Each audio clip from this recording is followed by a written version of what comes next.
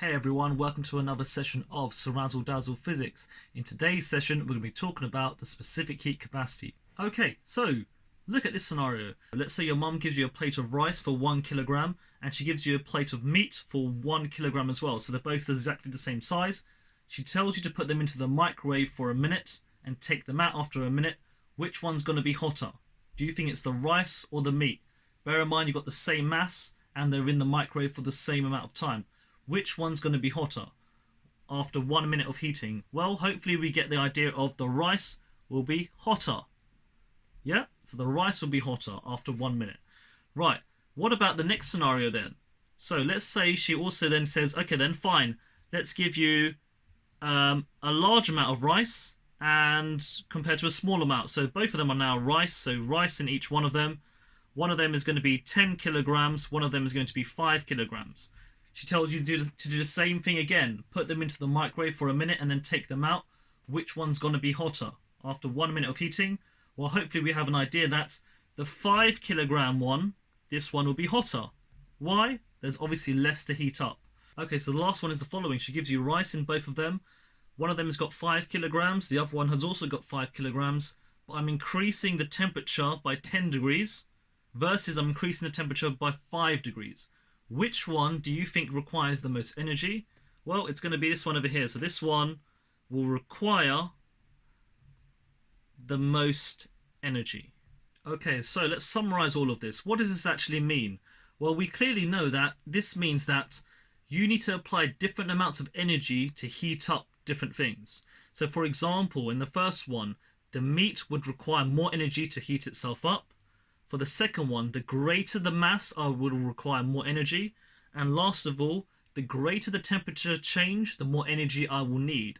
So let's put that down here. So the energy I need to heat it up. So the energy I need to heat it up is proportional to, number one, obviously going to be the substance itself. It's also proportional to the mass that I have. So if I'm heating up a lot more, I require more energy, and the energy is also proportional to the temperature change. Okay, so we know that to heat up an object, the energy I need to heat it up is dependent upon three things: the mass, temperature change, and the substance itself. So the substance itself, different materials require different amounts of energy to heat itself up. So if I have different materials, they will require different amounts of energy to heat themselves up. That is called the specific heat capacity. So let's put that down here. So the specific heat capacity is the amount of energy required to change the temperature of a substance of 1 kilogram by 1 degree Celsius. So the specific heat capacity is the amount of energy required to change the temperature of a substance of 1 kilogram by 1 degree Celsius. Okay, this is a very wordy definition, but you've got to memorize it. It's been asked about in the exam. So you need to change the temperature of a substance by 1 degree Celsius, and this is per kilogram. You have to put the kilogram in there and the 1 degree Celsius there. Right, okay, so we can get a formula for the specific heat capacity, and this is given to you guys, so you don't have to memorize it. It's the following. Energy is equal to mass times by the specific heat capacity times by the temperature change. So you're given this formula, so you're not required to memorize it.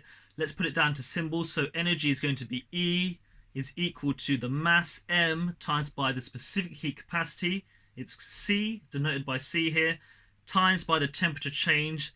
Delta, that's the triangle which represents the change, and then theta over here. So the temperature change, that's why it's delta theta. Units now of the equation. We know energy is measured in joules. The mass is going to be measured in kilograms, and the specific heat capacity is joules per kilogram degrees Celsius, and the temperature change is degrees Celsius. Yeah, okay.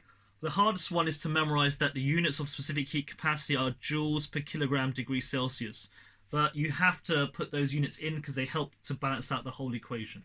So once again from the top, energy is equal to mass times by the specific heat capacity times by the temperature change. E is equal to M times by C times by delta theta. Right, and C is the specific heat capacity. different materials will have different specific heat capacities. So obviously rice has a different specific heat capacity to meat because it's harder to heat the meat up. So that's going to give you a bit of indication of how it works. Let's put it into context now. Let's do a couple of questions to get familiar with the equation. Okay, so example 1. Calculate the energy required to raise the temperature of water from 10 degrees Celsius to 60 degrees Celsius. The mass of water is 10 kilograms and the specific heat capacity is 4,200 joules per kilogram. Right, step number 1, write down the equation. We know E is equal to M times by C times by delta theta. Right, the energy, that's what we're trying to find out. So we plug the mass in. The mass I've got over here, it's going to be 10 kilograms. So it's 10 kilograms times by the specific heat capacity. There we go, that's over there. So times by 4,200 joules per kilogram. Times by the temperature change. What is the temperature change? I'm going from 60 to 10 degrees. Therefore, the change is 50. Yes? 60 minus 10 is going to be 50 over here. Then, plugging it into a calculator, the energy required is equal to 10 times by 4,200 times by 50. The energy I'm getting is going to be 210.123.4 joules. Yeah, check your understanding, make sure you can do that yourself. That's example number 1. Easy stuff. Let's try one more question, guys. So one more question, let's scroll down. Okay, so example 2. Calculate the specific heat capacity of aluminium which gained 360,000 joules when heated from 40 to 60 degrees. And the mass of it is 20 kilograms. Right, so first of all, let's write down the formula. E is equal to M times by C times by delta theta. You want to find out the specific heat capacity. Let's rearrange the formula. C is equal to delta M divided by M times by delta theta.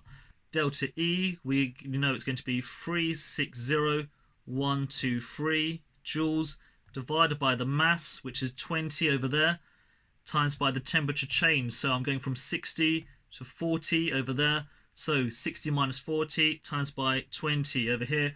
Now in the calculator, let's throw it in. So 360,123 divided by 20 times by 20 is going to be 900.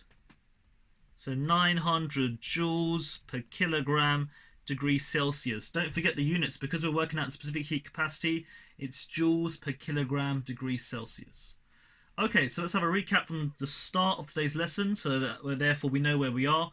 Okay, the specific heat capacity. In order to talk about the specific heat capacity, you've got to think about it in terms of energy needed to heat something up.